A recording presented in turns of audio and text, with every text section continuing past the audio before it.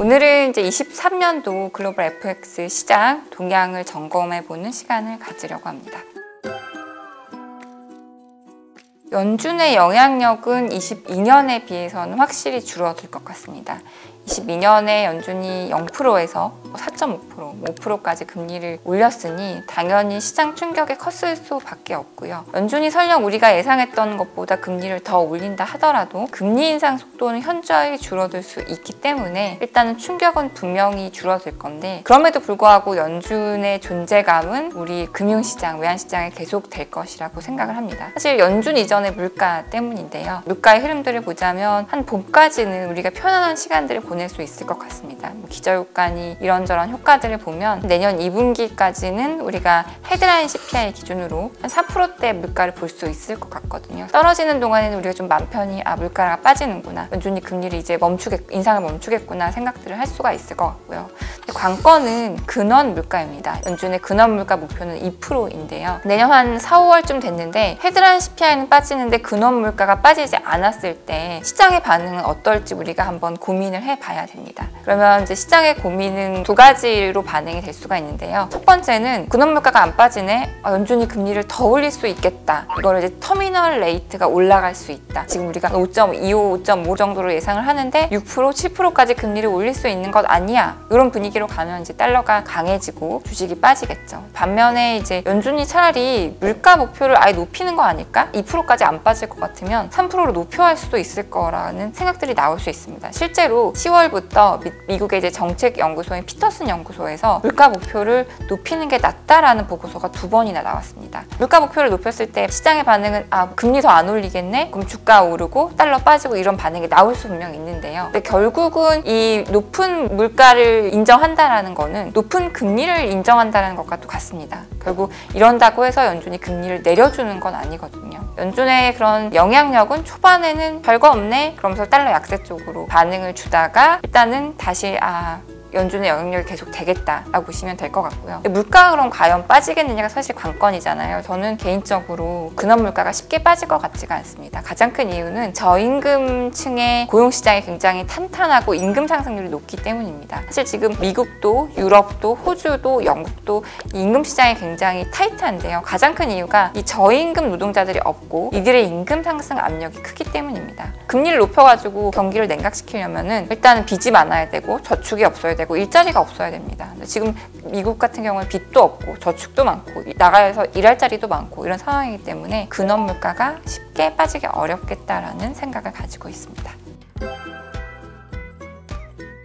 올해 최악이었던 3가지 문제라고 하시면 첫 번째는 유로존의 에너지 위기, 두 번째는 중국의 완전 봉쇄, 코비드 정책, 세 번째는 일본의 YCC 정책, 이 3가지라고 들 수가 있겠습니다. 이 부분들이 달러 강세를 더 자극한 측면이 있는데요. 일단 내년도 한 봄까지는 이러한 이슈들이 해결될 거라는 헤드라인 효과는 분명히 있을 것 같습니다. 왜냐하면 유로존의 겨울이 끝났다, 에너지 위기는 넘겼다, 겨울 지나면 이런 이슈들이 나올 거고요. 두 번째, 중국 같은 경우는 봉쇄를 2분기에 풀 방역 의료 시스템이나 백신이나 이런 거 상황들을 봤을 때 전문가들이 2분기가 되면 상당히 의미 있게 풀 수 있을 거라는 전망들이 많이 있습니다. 그러면 겨울이 지나고 봄이 되면서 이제 방역 풀 것 같아, 이런 뉴스들이 막 나오겠죠. 세 번째는 일본의 YCC인데 구로다 총재가 내년 4월에 임기가 만료가 되고, 일본은 항상 봄에 춘투라는 정기 임금 협상이 있는데 내년도 임금 상승률을 5%를 목표로 가지고 있습니다. 일본도 물가 오르겠네 그러면서 이런 YCC 좀 변화하겠어 라는 기대감, 헤드라인 효과가 분명히 있고 이 부분이 달러 약세 압력을 가할 수가 있습니다. 근데 관건은 우리가 실제를 봐야 된다, 실상은 어떤지를 봐야 되는데요. 유럽 같은 경우는 내년도에 상당히 힘들게 보고 있습니다. IMF가 전망하는 세계 전망치를 보면 유럽이 제일 상황이 주요국 중에 안 좋습니다. 왜냐하면 사실 러시아랑 우크라이나 전쟁 끝난다고 해서 러시아에서 수입 다시 많이 올 건 아니잖아요. 새롭게 에너지 공급망을 만들어야 되기 때문에 그 와중에 상당한 혼란이 있고, 금리를 지금 2%까지 올렸는데 3%까지 올릴 수 있다고도 얘기를 합니다. 그러면 경기가 저렇게 안 좋은데 높은 금리 금리를 감내해야 되니 유럽 경기가 안 좋다라는 상황들이 점점점 부각이 될 거고요. 중국 같은 경우도 일단 봉쇄 풀어서 좋아. 근데 사실은 지금 중국 제일 문제는 중국 부동산이거든요. 아시다시피 부동산은 금리를 내려야 뭐가 해결이 되는데 미국이 이렇게 높은 금리를 유지하는 한 중국도 공격적으로 금리를 내릴 수가 없는 상황입니다. 중국도 사실 경기 반등은 하겠으나 의미 있진 않다라고 볼 수가 있고, 일본 같은 경우도 정책은 변경하되 근원 물가를 미국, 유로존, 일본 비교해보면 일본은 아직도 2%도 안 됩니다. 물가 상승 압력이 있다고 하지만 그렇기 때문에 사실 통화 정책이 변경된다고 해서 다른 나라랑은 역시나 차별적일 가능성이 높습니다. 제 생각에는 한 봄쯤에는 이 헤드라인 효과 때문에 주식시장도 좋을 수 있고 달러도 약해질 수 있는데 점점점 실상을 보니 그렇게 안 좋구나, 미국이 그나마 제일 낫네 라는 생각을 하면서 다시 또 달러가 힘을 받을 수 있는 환경이 조성되지 않을까, 그렇게 보고 있습니다.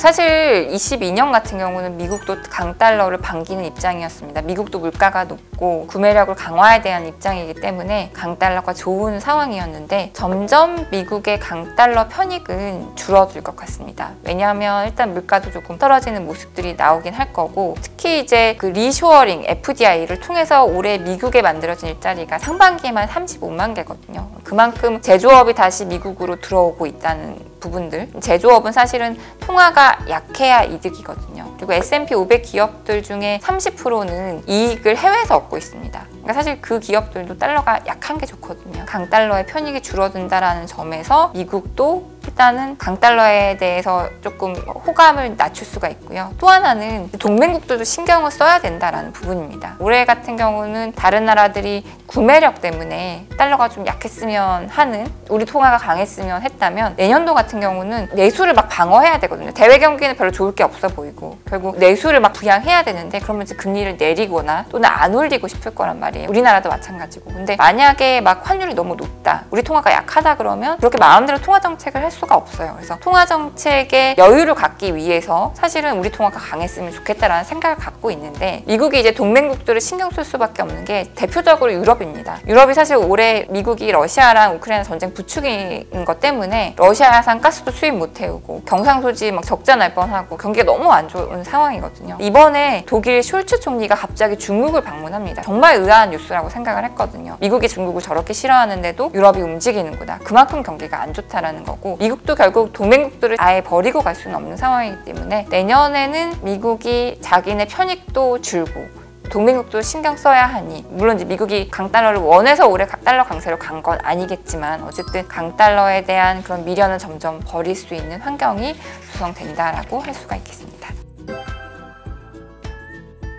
일단 러시아 우크라이나 전쟁이 끝난다면은 지정학적 이슈는 상당히 좀 해소되는 부분이 있을 거라고 생각이 되고요. 특히나 이제 22년 같은 경우는 미국이 중간 선거가 있었고 중국 같은 경우에 이제 시진핑 주석의 3년임이 예정돼 있었기 때문에 양국 다 정치 이벤트가 있었고, 뭔가 조금 혼란스러운 상황이 정치에 도움이 된다라고 생각할 수 있다라고 생각이 됩니다. 오히려 좀 23년도는 좀 실리적인, 경제적인 것을 도모하는 한 해가 되지 않을까 생각이 되고요. 다만 이제 우리가 상존한 지정학적 리스크가 있습니다. 중국과 대만의 관계인데요. 시진핑 주석이 10월에 이제 3년임을 확정하면서 한 얘기가 대만을 통일하는데 무력을 배제하지 않겠다라고 얘기를 했습니다. 시진핑 주석의 다음 사연임 확정이 27년입니다. 그래서 결국은 이 사연임 확정 전에 뭔가 대만과의 이슈가 분명히 불거질 수밖에 없고, 그게 내년일지 내후년일지 우리가 계속 매년 고민을 해야 되는 그런 상황이 연출된다는 측면에서 이 지정학적 이슈는 사실 22년보다는 완화되겠으나 특히 이제 동아시아 지역에